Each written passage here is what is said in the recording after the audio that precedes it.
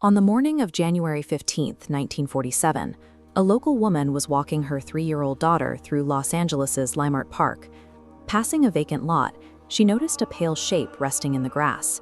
From a distance, she assumed someone dumped a broken white mannequin. Stepping closer, she realized it was human. It was the body of a 22-year-old woman named Elizabeth Short. She was entirely naked, and her body had been severed completely in half. When LAPD investigators arrived, they were immediately struck by the scene's bizarre physical contradictions. Despite the massive trauma to the body, there was zero blood on the ground. The victim had been entirely drained, scrubbed clean, and deliberately posed. The killer severed the body perfectly between the lumbar vertebrae.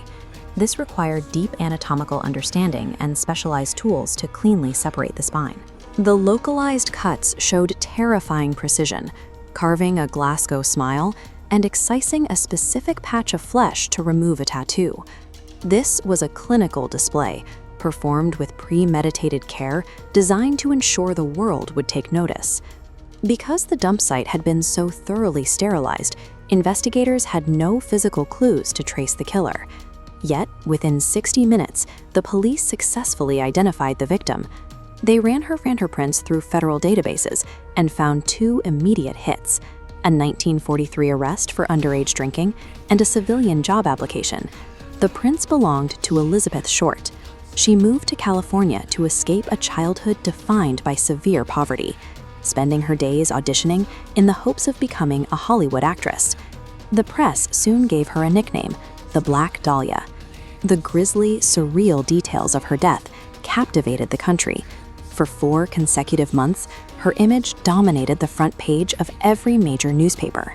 The police held a lightning-fast identification, a massive national spotlight, and a detailed medical profile. Yet, the most famous murder in Los Angeles history stalled. The media frenzy actively sabotaged the investigation, creating an impenetrable wall of false data. Over 60 people walked into police stations and falsely confessed to the murder, wasting thousands of detective hours just to see their names in the newspaper.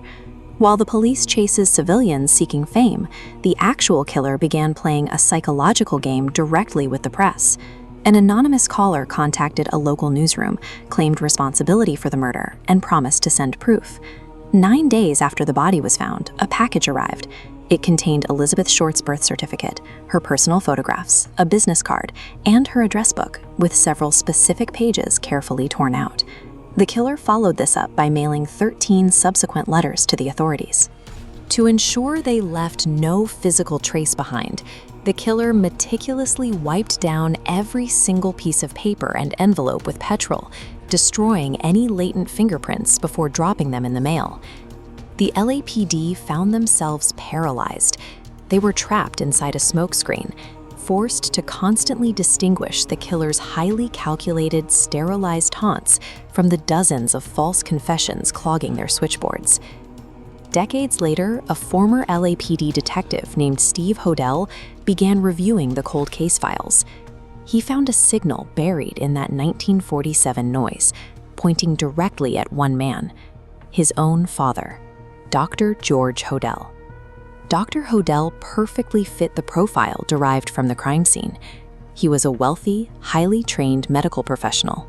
He operated his own private clinic in downtown Los Angeles, and he had even constructed a dark, secret, restricted access room inside his home where he conducted his private procedures.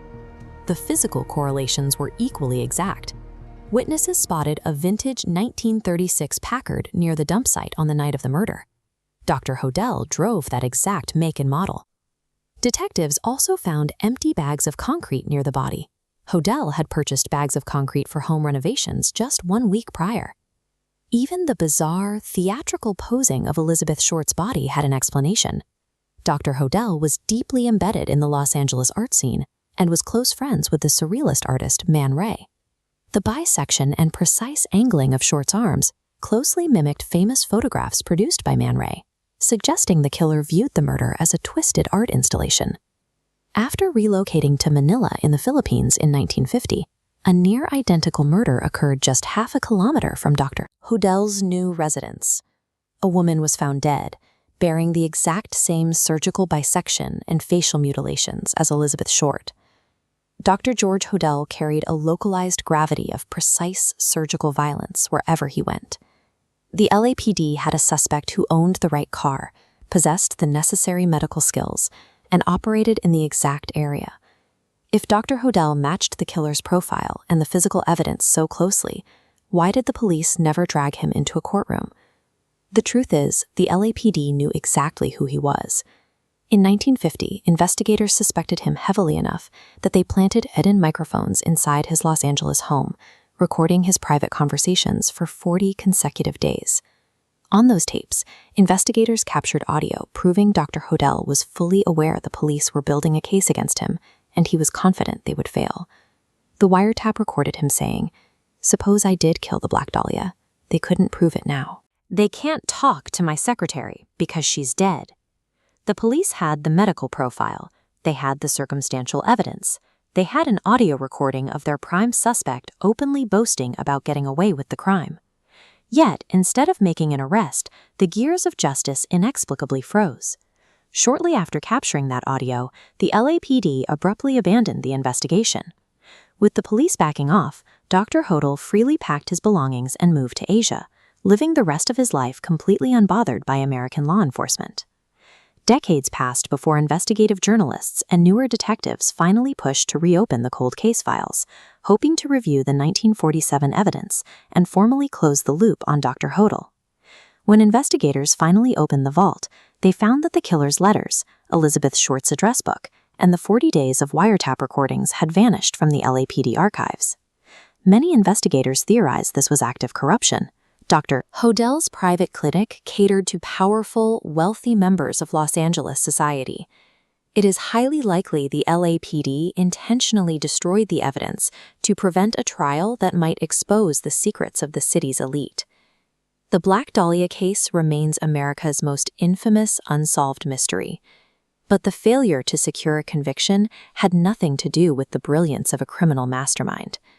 Elizabeth Short was denied justice because the evidence was purposefully buried by the very system sworn to protect her.